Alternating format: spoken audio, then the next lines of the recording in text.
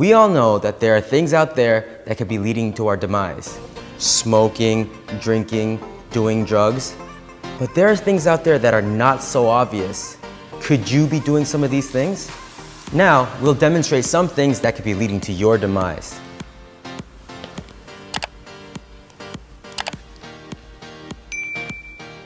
First, are your feet dangling off the chair?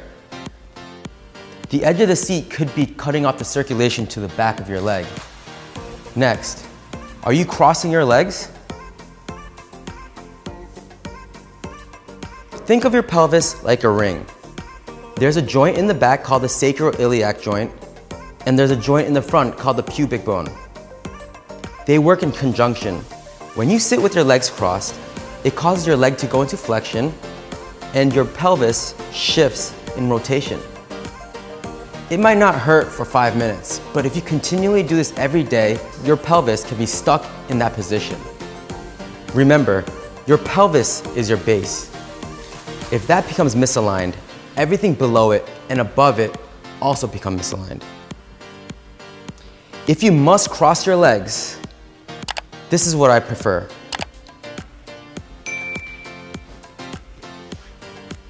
I want you to cross your legs at your ankle. Wait a minute, have you been sitting on a wallet this entire time? Behind your glute is a huge nerve called the sciatic nerve. Compression of this nerve can cause radiating pain down to your foot. Symptoms can include numbness and tingling all the way down to the foot. Try this. Try a slim wallet in your front pocket.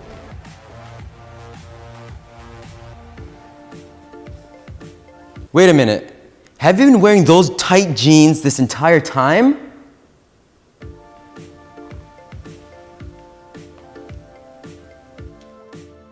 Wearing tight jeans around the midsection can cause myalgia paresthetica. What that means is that it's cutting off the circulation of the nerves that feed the anterior lateral part of his thigh, around this area right here. People typically come in with tight jeans or a tight belt. I suggest that you wear something a little looser next time. Wait a minute, have you been wearing high heels this entire time? When we wear high heels, we're jamming our metatarsals, our foot bones, straight into the ground. It's also making your calf really tight. But more importantly, you don't have heel strike when you're walking. That can cause a lot of problems in your gait cycle. Look at the angle at which his foot is compressed. It's forced into a small toe box, and it's keeping his foot in plantar flexion. Remember, ankle mobility not only affects the ankle, but the knee and the hip as well. When we force it in plantar flexion, we don't practice all ranges of motion. Remember, our ankle and foot has so many sensory receptors. We want to practice all ranges of motion so we can have healthy feet, knees, and hip joints.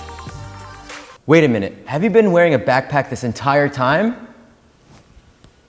If you wear your backpack improperly, it can cause you a lot of stress on your low back. Can you put it on the other shoulder?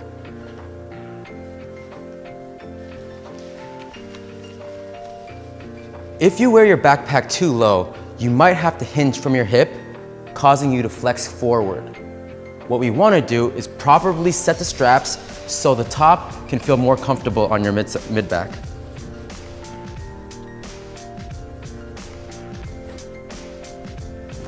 Also, avoid wearing a strap over one shoulder. If you're lifting your shoulder, you're going to cause your levator scapula to raise up and cause tension in your neck.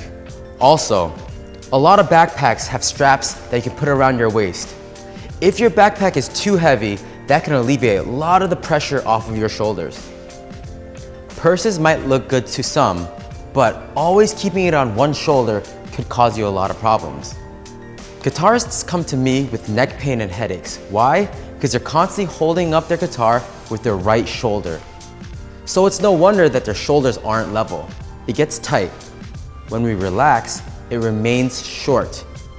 It can pull our neck to one side and give us headaches. When you feel tightness in your shoulder, switch the bag around to the other shoulder. Remember, muscle imbalances don't only affect that muscle. Tightness in the shoulder doesn't only affect the shoulder itself. Everything is connected. Let's be more mindful of how we wear our bags. Your spine has 33 vertebrae and has 4 curves.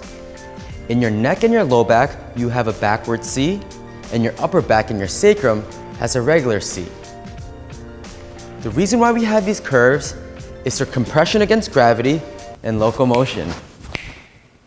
Nerves come out of these bones through foramen. These nerves connect to our muscles, joints, and our organs. Through injury, improper alignment, or pathology, these foramen can close up. It presses on the nerve and it can cause us pain.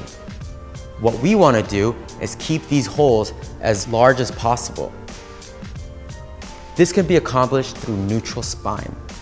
Let's be aware of our posture so that we can prevent pain and injury. Taking social cues from the people around us isn't necessarily the healthiest thing. Not all habits that we form are good habits. Let's work on unlearning some of these behaviors.